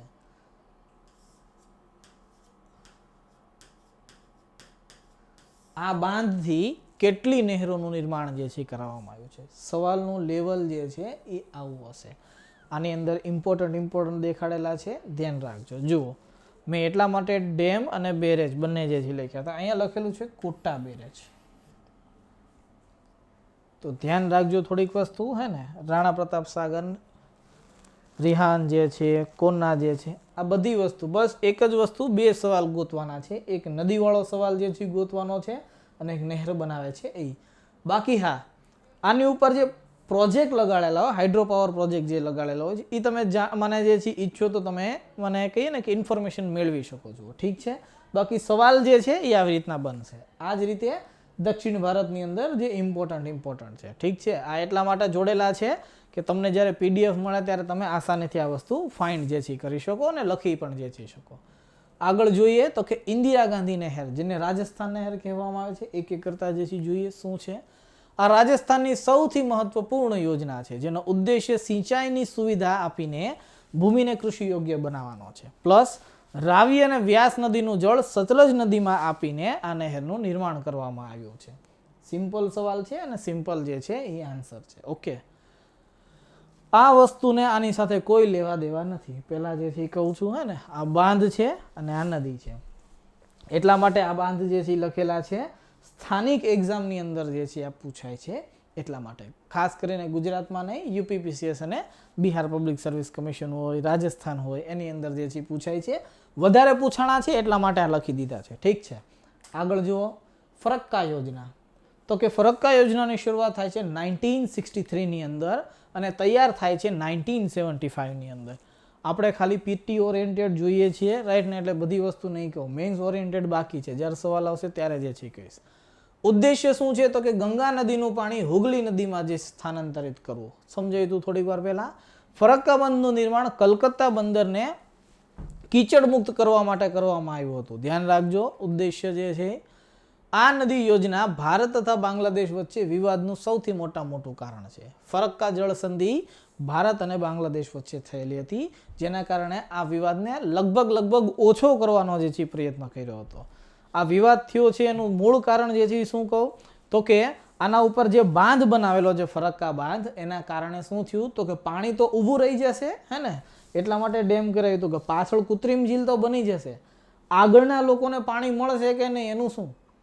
બાંગ્લાદેશ વિરોધ એટલા જ માટે કરે છે કે પાણી બધું તમે સાચવીને જે છે રાખો છો ને અમારા ખેડૂતો જે છે ભૂખ્યા મરે છે. સમજો આ વસ્તુને. આગળ વધીએ થોડાક. મયુરાક્ષી પરિયોજના પશ્ચિમ બંગાળના મુર્શિદાબાદ અને વીરભૂમિ જિલ્લાપુરથી બચવા માટે જે છે આનું નિર્માણ કરવામાં આવ્યું હતું. આ છોટા નાગપુરમાંથી જે છે નીકળતી એક નદી છે, ધ્યાન રાખજો. વર્ષમાં આ નદીમાં પૂર આવવાની સંભાવના સૌથી વધારે જે છે હોય છે વર્ષાની અંદર, વર્ષમાં નહીં, અહીંયા વર્ષા છે, વરસાદની અંદર. સમસ્યાનું સમાધાન ઝારખંડના જિલ્લા દુમકાની પાસે મસનઝોર જે છે રાઈટ ને નામક એક બંધ બનાવ્યો હતો, જેને કેનેડા બંધ કહેવામાં આવે છે. સવાલ એ છે કેનેડા બંધ શું લેવા કહેવામાં આવે છે તો કે આ પહેલો બંધ હતો જેને કેનેડા સરકારે જે છે નિવેશ કરીને બનાવરાયો હતો, એટલે ધ્યાન રાખજો થોડુંક. ફરક્કા જળ સંધિ ભારત અને બાંગ્લાદેશ વચ્ચે છે. ભાખડા નાગલ બાંધ ભારતનો બીજો સૌથી ઊંચો બાંધ છે રાઈટ ને, 228 મીટર. ભારતની સૌથી મોટી બહુઉદ્દેશીય યોજના છે, ધ્યાન રાખજો થોડું. સતલજ નદી પર સ્થિત છે. કૃત્રિમ ઝીલ છે, નામ છે એનું ગોવિંદ સાગર. હિમાચલ પ્રદેશ, પંજાબ, હરિયાણા, રાજસ્થાન વગેરે જેવા જે છે રાજ્યો લાભાન્વિત થાય છે. થીન બંધ યોજના આ બધી એવી વસ્તુ છે ને, અથવા તો એવી બધી યોજનાઓ લીધી જે તમે ઓછી સાંભળી હશે પ્રમાણમાં, ઠીક છે. પંજાબના પઠાણકોટ જિલ્લામાં રાવી નદી પર જે છે સ્થિત છે. આને રણજીત સાગર બાંધના નામથી પણ ઓળખવામાં આવે છે. આનું બીજું નામ છે, થોડુંક જે છે ધ્યાન રાખજો, જેનું નિર્માણ 1982માં શરૂ થયું હતું અને પૂરું થયું હતું 1999ની અંદર. પંજાબ, હિમાચલ પ્રદેશ અને જમ્મુ કાશ્મીર આનાથી લાભાન્વિત રાજ્યો છે. વિશ્વનો સૌથી લાંબો અને મુખ્ય ધારા બાંધ જેને કહેવામાં આવે છે હીરાકુંડ યોજના. જો આ મુખ્ય ધારા બાંધ છે, જાતા તમને સવાલ આપતો જાઉં છું રાઈટ ને. બાકી વિશ્વનો સૌથી લાંબો ખાલી એકલો કહેશો કે વિશ્વનો સૌથી લાંબો બાંધ છે તો પછી ફરી જશે અહીંયા રાઈટ ને. આ મુખ્ય ધારાવાળો બાંધ છે, ધ્યાન રાખજો થોડું હે ને. એટલે પછી કહેતા નહીં સર આમાં તો આ આવે છે ને આમાં ઓલું કેમ નથી આવતું હે ને. તો અહીંયા સવાલને સરખી રીતના વાંચજો. 4.8 કિલોમીટર બંધની જે છે લંબાઈ છે. ઓડિશાના સંબલપુર જિલ્લામાં મહાનદી પર આવડો આ જે છે બંધ આવેલો સ્થિત છે. નિર્માણ થાય છે 1948માં, સમય પહેલા નિર્માણ પૂરું થઈ જાય છે 1953માં. કૃત્રિમ ઝીલ હોય છે, નામ હોય છે એનું હીરાકુંડ. યોજના રાઉરકેલા સ્ટીલ પ્લાન્ટને ઉર્જા પૂરી પાડવા માટે જે છે બનાવવામાં આવ્યો હતો. મૂળ ઉદ્દેશ્ય પૂછે તો લખી શકો છો. ટિહરી યોજના વિશ્વની 5મી અને ભારતની સૌથી ઊંચો બાંધ જે છે અહીંયા જ આવેલો છે. ઉત્તરાખંડમાં ટિહરી જિલ્લામાં ભિલંગના તથા ભાગીરથી નદીના સંગમ પર સ્થિત છે. નિર્માણ 1978માં અને પૂર્ણ થાય છે 2006માં. સવાલ આટલી બધી રાહ જે છે કેમ જોવી પડી? 2 રીઝન. એક તો કે પૈસા ખાલી થઈ ગયા હતા, અને બીજું શું તો કે સુપ્રીમ કોર્ટ જે છે વારાઘડે પહોંચી જતા હતા એટલા માટે. ઠીક છે. આગળ માતા ટીલા યોજના યુપી તથા એમપીની સંયુક્ત પરિયોજના છે, 2 રાજ્યોને જોડતી. આ લલિતપુરની નજીક તલબહટ્ટામાં સ્થિત છે. બંધનું નિર્માણ 1958માં બેતવા નદી પર કરવામાં આવે છે. અહીંયા 30.6 મેગાવોટનું વિદ્યુત પણ જે છે ઉત્પાદન કરવામાં આવે છે. ટોટલ 3 જે છે અહીંયા યુનિટ બેઠાડેલા છે 10.2ના. સરદાર સરોવર યોજના દુનિયાનો બીજો સૌથી મોટો બાંધ. આપણો સવાલ પહેલો બાંધ કયો છે અને વિશ્વનો ભારતનો જે છે કેટલામો છે? એનું નિર્માણ નર્મદા બંધનું જે છે નિર્માણ કુલ 30 બંધ આવેલા છે. ઓકે, નર્મદા નદી પર કુલ 30 બંધ આવેલા છે, એમાંથી સૌથી ઊંચામાં ઊંચો આવડો આ છે. આ સવાલ નહીં ખબર હોય કે સર 30 બંધ, અમે તો કોઈ દી સાંભળેલા જે છે નહોતા હે ને. આગળ જુઓ. ઉદ્દેશ્ય ગુજરાત માટે પાણી આપવું અને મધ્યપ્રદેશ માટે વીજળીનું ઉત્પાદન કરવું. સમજો આ બંનેની અંદર ડિફરન્સ છે, એટલા માટે ઉદ્દેશ્ય સ્પેશિયલ રૂપથી લખેલો છે. નર્મદા બચાવો આંદોલન મેઘા પાટેકર જે છે આની સાથે જોડાયેલા છે. થોડીક વાર પહેલા જ હમણે નામ લેતો હતો. જાતા લાસ્ટ તો કે મેઇન્સના જે છે સવાલો. આ સવાલને લખવા જે છે હે ને એટલા માટે જે છે લખેલા છે કારણ કે હવે મેઇન્સની એક્ઝામ આવે છે એટલા માટે. તો એની માટે થોડોક પ્રેક્ટિસ જે છે આપતો જાઉં છું, રાઈટ ને. 10 માર્ક છે, કેટલા છે? 4 સવાલ છે, હે ને, 40 માર્ક. ઓકે, જાજા તો નહીં, ખાલી 100 શબ્દો ના રાખું છું. જોકે હવે તો આ થઈ ગયું છે ને મને જે છે પેટર્ન, એટલા માટે. ભારતમાં બંધ અને તેનાથી ઉત્પન્ન સમસ્યાનું વર્ણન કરો, રાઈટ ને. સમસ્યાનું વર્ણન જે છે કહું છું તો તમને લોકોને લાગશે સાહેબ તમે તો ખાલી બંધ ભણાવીને જેથી નીકળી ગયા અને એ પાછા નામ કઈ કઈને, બીજું કાંઈ બોલતા જ નથી. બીજું કાંઈ નથી કીધું ને એનું રીઝન આ જ છે, રાઈટ ને. સમસ્યાનું વર્ણન ક્યારે? તો કે જ્યારે એ બધી વસ્તુ ફાઇન્ડ કરવા બેઠશો ત્યારે, બાકી અન્યથા ખબર પડશે નહીં. લગભગ જે છે એ હવે થોડાક દિવસોની જ વાર છે, રાઈટ ને. આ ડીવાયએસઓ મેન્સની બધી છે. આગળ જુઓ, ઇથોપિયા બંધ. હવે આ સવાલ ભારતનો નથી, આ સવાલ વિશ્વનો છે. તો જે છોકરો યુપીએસસી મેઇન્સ લખવાનો હોય એની માટે આ સવાલ છે, ઠીક છે. કારણ કે જીપીએસસીમાં અત્યાર સુધી તો નથી આવ્યું વિશ્વનું કાંઈ પૂછવું હોય જીએસની અંદર. હા, જીઓગ્રાફીને રિલેટેડ અથવા તો એન્વાયરમેન્ટ રિલેટેડ વાત કરું છું, ઠીક છે. કરંટના ટોપિકમાંથી પૂછી લે વસ્તુ અલગ છે, પણ આ સવાલ કરંટ રિલેટેડ જ છે કે ઇથોપિયા બંધ નિર્માણ પર સુડાન અને મિશ્રને તમે લોકો ઇજિપ્ત કહી શકો છો. ઇજિપ્તનો વિરોધ કરવું ક્યાં સુધી નૈતિક છે સમજાવો. આ બીજો સવાલ છે. પછી હિન્ટ આપું છું, હે ને, મેઇન્સ માટે. આગળ જુઓ, મેક્સિકોના બંધ પર કિસાનોના કબજાથી અમેરિકા તથા મેક્સિકો વચ્ચે ઉદ્ભવતા વિવાદની ચર્ચા કરો. વિચાર કરો, દુનિયાનો પહેલો એવો બંધ હશે, હે ને, મેક્સિકો, જેની ઉપર કિસાનોએ કબજો કરી લીધો છે. કારણ કે વધારે ડિટેલ નહીં કહું, ખાલી નાની એવી એક સ્ટોરી કહીશ. મેક્સિકો અને અમેરિકા વચ્ચે એ એક ટ્રીટી થયેલી છે. ટ્રીટી એવી થયેલી છે જેની અંદર મેક્સિકો જે છે એ અમેરિકાને પાણી પૂરું પાડશે. હવે ડોનાલ્ડ ટ્રમ્પ હતો ત્યાં સુધી તો વાંધો નહીં, હે ને, પણ હવે બાઇડન સાહેબ જે છે આવે છે, તો જો બિડન જે છે આવેલા છે. રિયલમાં જ્યારે ટ્રમ્પ હતો ત્યારે જ આ વસ્તુના જે છે કરાર થયા હતા મેક્સિકોના જે છે મને રાષ્ટ્રપતિ સાથે, કે કોઈ પણ હિસાબથી મેક્સિકોના રાષ્ટ્રપતિ કે અમે જે છે તમારું પાણી બંધ નહીં કરીએ. અર્થાત મેક્સિકો જે તમને પાણી ટ્રાન્સફર કરે છે એની 110% કરશે. બસ આ જ વસ્તુ મેક્સિકોની પ્રજાને જે છે અથવા તો કિસાનોને જે છે એ મને હાથમાં નો રાસ આવી. કિસાનવાળો સવાલ એટલા માટે પૂછ્યો છે કે તમે મારી ગંભીરતા સમજી શકો છો. કિસાનનું નામ શું લેવામાં લીધું છે, ઠીક છે. એવું નથી ભારતની અંદર જ ખાલી થાય છે, અને વિશ્વની અંદર આ પરિસ્થિતિ તો છે જ તે. આગળ જુઓ, હિમનદીય પ્રકોપ અને તેના કારણોની ચર્ચા કરો. અર્થાત હિમનદીય પ્રકોપ શું છે અને તેના કારણોની ચર્ચા જે છે કરો. આ 100 શબ્દોની અંદર તમે લોકો લખી શકો છો જો ઈચ્છા હોય તો, નહીતર અનુચ્છેદ 19 છે તે કોઈના નથી. પણ હા, સવાલ તમે હવે લખવાનો પ્રયત્ન કરો છો તો એક વસ્તુ ખાસ ધ્યાન રાખજો, એક હિન્ટ આપું છું નાની, રાઈટ ને. આ વસ્તુ હંમેશા જે શીખવું છું કે માની લ્યો, અને મારું જે બેકગ્રાઉન્ડ છે હિસ્ટ્રી, પોલિટી અને જીઓગ્રાફી, હું એ જ બેકગ્રાઉન્ડમાં લઈશ, આગળ જે છે જવાનો પ્રયત્ન નહીં કરું. માની લ્યો હિસ્ટ્રીની અંદરથી કોઈ સવાલ પૂછે XYZ, કોઈ પણ ગંધાર શૈલીને લઈ લ્યો.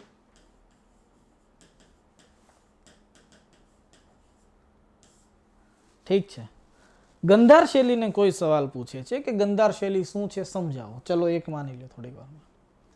એક વસ્તુ ખાસ જે છે ધ્યાન રાખજો, પેપરની અંદર હું ખાલી હિન્ટ આપીને જે છે જઉં છું, રાઈટ ને. તમારું જે છે મને પેજ તો આવું જ હશે ને, ગંધાર શૈલીનું પૂછશે તો.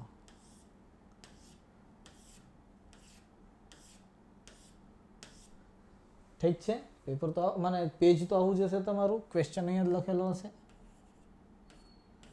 તમને આટલો જ ભાગ આપશે. એક વસ્તુ ખાસ ધ્યાન રાખજો, કલ્ચર હોય કે જીઓગ્રાફી હોય, એમાં થોડુંક ડ્રોઈંગ કરજો. તમારે એને સમજાવવું છે કે ગર્ભગૃહ શું છે તો દોરવું પડશે. મંડપ કોને કહેવાય છે તો દોરવું પડશે. ઉપરનો ભાગ શું છે તો દોરવું પડશે. જ્યારે ગંધાર, મથુલા કે કોઈ પણ હોય, દક્કનની, દ્રવિડ જે છે હોય, એ શૈલી તમે ભણાવવાનો પ્રયત્ન કરશો તમારે થોડુંક સમજાવવું પડશે. તમને અમીર ખુશરોનું જે છે એ પૂછે કે બીજા કોઈનું કલ્ચર રિલેટેડ સવાલ હોય કે જીઓગ્રાફી રિલેટેડ સવાલ હોય, તમારે દોરવું તો પડશે જ તે. અને પહેલાની એક્ઝામની અંદર જે છે એ ખડકોનો સવાલ પૂછ્યો હતો કે રોક શું છે, ચટ્ટાન જેને આપણે કહીએ છીએ. તો ચટ્ટાન સામાન્ય રૂપથી 3 પ્રકારના હોય છે. ઠીક છે. એક ચટ્ટાન હોય છે એ અગ્નિકૃત હોય છે, એક હોય છે પરતદાર હોય છે અને એક રૂપાંતરિત હોય છે. આપણને આ ખ્યાલ છે. હવે તમે જે છે અગ્નિકૃત ચટ્ટાન તો ન ભણાવી શકો કે ભાઈ લાવામાંથી નીકળે છે ને એમાંથી બને છે, કદાચ ન દોરીએ કે આપણે, એ બહુ મોટું ડ્રોઈંગ થઈ જાય, ચલો માની લઈએ. પરતદાર ચટ્ટાન કદાચ આપણે ન દોરીએ કે, ચલો માની લઈએ. પણ રૂપાંતરિત ચટ્ટાન તો દોરીએ કે ને, રાઈટ ને. એની અંદર ખાલી 3 ચટ્ટાનના નામ લખવાના છે અને આવી રીતના જે છે શીખવાડીશ નહીં. ઓકે, ખાલી હિન્ટ આપું છું કયા કયા ચટ્ટાને શું છે ને એવું નહીં કહું. વચ્ચે ખાલી લખી નાખો અહીંયા રૂપાંતરિત ચટ્ટાન ને અહીંયા જે છે ચટ્ટાનોના નામ જે છે લખી નાખો. સમજો, મેઇન્સની અંદર જે છે તમારો કન્ટેન્ટ જે છે ઇમ્પોર્ટન્ટ હોય છે. જે વસ્તુ લખો એ ચોખ્ખી લખો, નહીતર છોડી દો પ્રેમથી. સવાલ ન આવડે ગપાટા ન મારો, કારણ કે એ ગપાટાના અસર જે છે એ બીજા બધા ક્વેશ્ચનમાં વધારે પડશે, એનું ધ્યાન રાખજો. જેટલો તમારો આન્સર શુદ્ધ હશે, ચોખ્ખો હશે, તમે જે કહેવા માંગો છો સામાન્ય ભાષામાં સમજી જશે ને, બસ તો જ માર્ક આવશે, બાકી માર્ક કોઈ આવશે નહીં. ઠીક છે. તો આ હતું ઉત્તરાખંડની જે પણ કોઈ ઘટના છે ચમોલીને રિલેટેડ, આપણે એની વિશે ચર્ચા કરી. ઠીક છે. બાકી બધું નેક્સ્ટ લેક્ચરની અંદર. Thank you very much.